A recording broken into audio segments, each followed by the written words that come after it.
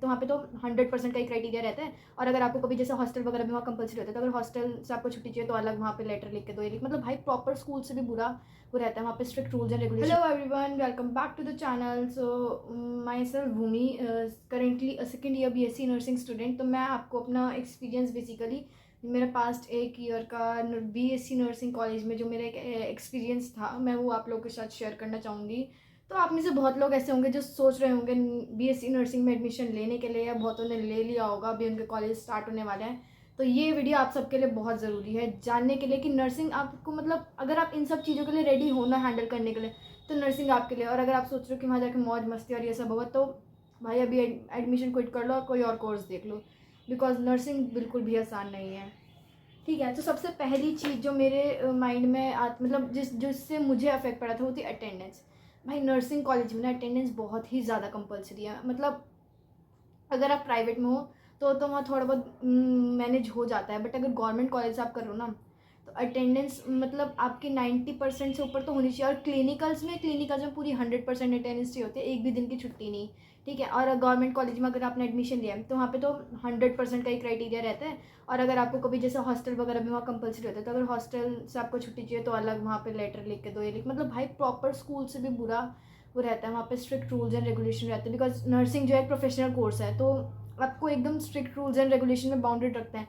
तो अगर आपको लगता है कि आप कंट्रोल रह सकते हो उनके अंडर में, ठीक है, आपको लगता है कि नहीं भाई मैं किसी की नहीं सुनूंगा, तो भाई नर्सिंग मत लो, फिर नर्सिंग नहीं है आप लोगों के लिए। ठीक है, फिर आता है अगला सेकेंड चीज़, जिससे जो भाई है हर एक नर्सिंग स्टूडेंट उससे परेशान रहता है, एंड मैं भी रही हूँ पास्ट 1 ईयर में।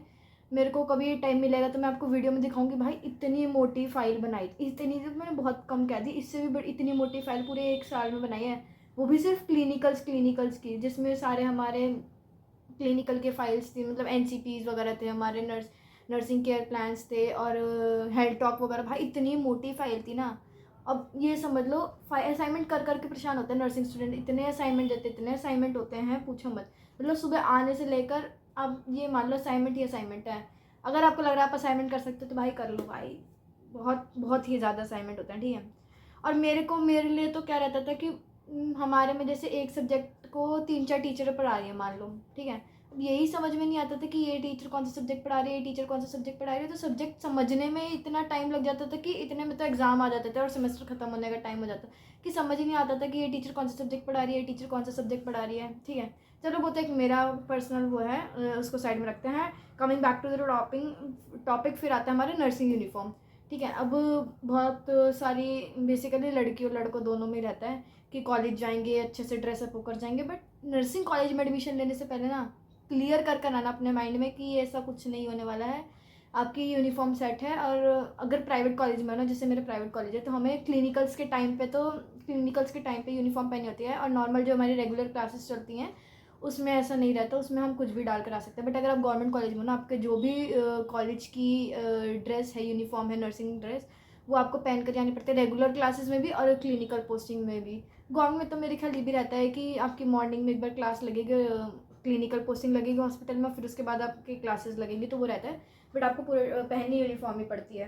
ठीक है, तो बहुत सारे बच्चों को उसका भी बहुत इश्यू रहता है कि अबे यार भाई तुमने अपनी मर्जी से कोर्स लेना है, ठीक है, किसी की बंदिश नहीं है। अगर तुम अपने माइंडसेट तुम्हारा क्लियर है ना, तो ही तुम कर सकते हो। क्या फ़ायदा बैक आएगी और अच्छी जगह पे प्लेसमेंट नहीं लगेगी। बस नर्सिंग की इतनी ज़्यादा मतलब सैलरी बहुत ज़्यादा यहाँ पे बर्डन रहता है नर्सिस के ऊपर। तो अगर अच्छी जगह जॉब चाहिए ना एम्स में, तो पढ़ना पड़ेगा, और पढ़ना पड़ेगा तो माइंडसेट क्लियर होगा तभी पढ़ पाओगे, वरना नहीं पढ़ पाओगे।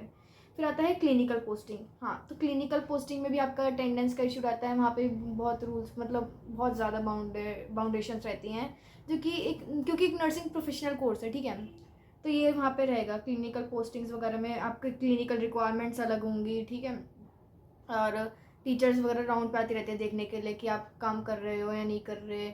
और बहुत सारे ऐसे मतलब क्या होता है क्लिनिकल पोस्टिंग में, अलग अलग वार्ड में अलग अलग स्टूडेंट्स की पोस्टिंग रहती है, और फिर चेंज होती रहती है हर 10 to 15 डेज में, डिपेंडिंग ऑन योर कॉलेज। तो वहाँ पे अटेंडेंस का सबसे ज़्यादा बहुत इशू रहता है कि 100% अटेंडेंस चाहिए। अगर हाँ कोई बहुत ही मेजर इशू है, और ये भी रहता है कि मेडिकल अप्रूव हो या ना हो। ठीक है, कह तो देते हैं कि मेडिकल लगा देंगे, भाई नहीं होता मेडिकल अप्रूव बहुत सारे के कॉलेजेस में तो।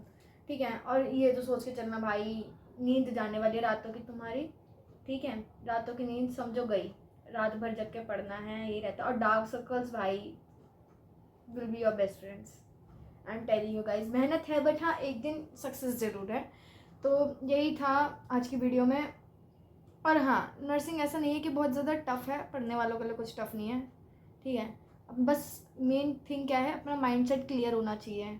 और हाँ, ये शेयर करो अपने दोस्तों के साथ जिनको लग रहा है कि भाई ये नर्सिंग से इसे डर लग रहा है या ये नर्सिंग लेके बहुत खुश है, उसे भेजो कि अवेयर रहे भाई। तुम नर्सिंग कॉलेज में एडमिशन ले लो, उससे पहले ये वीडियो बहुत ज़रूरी है कि एक्चुअली होता क्या है नर्सिंग कॉलेज में। वहाँ जाके ये BA BCom की तरह नहीं है आसान। Okay, so that's it for today's video. I hope you like this video and you all are aware about what actually happens in the nursing college. So see you in the next video and do let me know in the comment section कि आपको मेरी private college के बारे में जानना है कि मैं कौन सी यूनिवर्सिटी में पढ़ती हूँ और वहाँ पे एडमिशन का क्या प्रोसेस है, क्या क्या रहता है, ठीक है।